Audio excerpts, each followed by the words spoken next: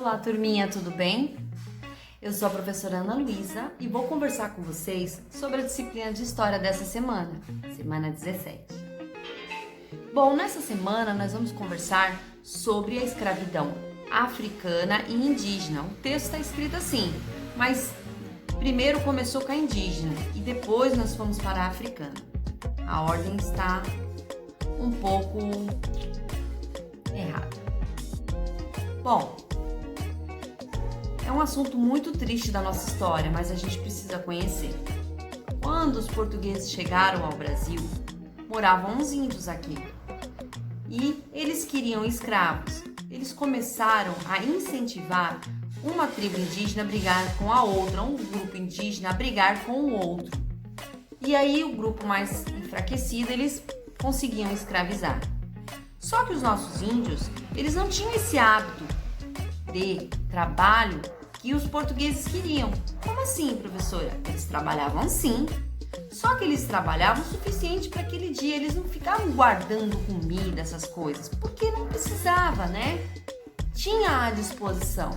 Então eles iam lá, caçavam, eles iam lá, plantavam o suficiente que alimentasse o povo deles. Mas os portugueses queriam mais.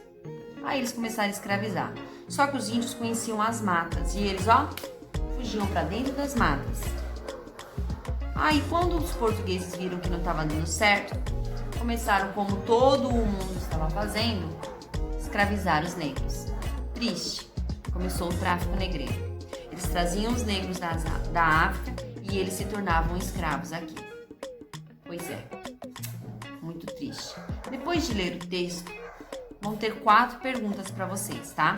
A pergunta número 1 é sobre uma imagem que tem ao lado do texto. É uma imagem um pouquinho confusa para compreendê-la, mas tem a legenda, que é o texto que está escrito embaixo. A legenda diz assim,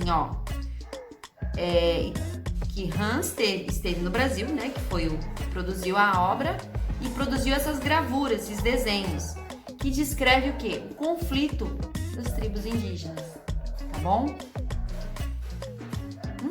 Eu acho que eu já dei a dica. A questão número 2 é por que os indígenas foram escravizados depois do descobrimento do Brasil. Na verdade, gente, não é descobrimento do Brasil, é a chegada dos portugueses. Ora, por que eles foram depois? Porque antes eles eram livres, viviam do jeito que queriam. Tá bom? Volta lá no comecinho do vídeo, tô falando sobre isso. Beleza? A terceira pergunta é quais foram os fatores que colaboraram para substituir a escravidão indígena para a escravidão africana? Lembram? No comecinho do vídeo eu expliquei. E a quarta e última pergunta é sobre as estratégias utilizadas pelos indígenas para fugir da escravidão. Lembram? Ó a dica.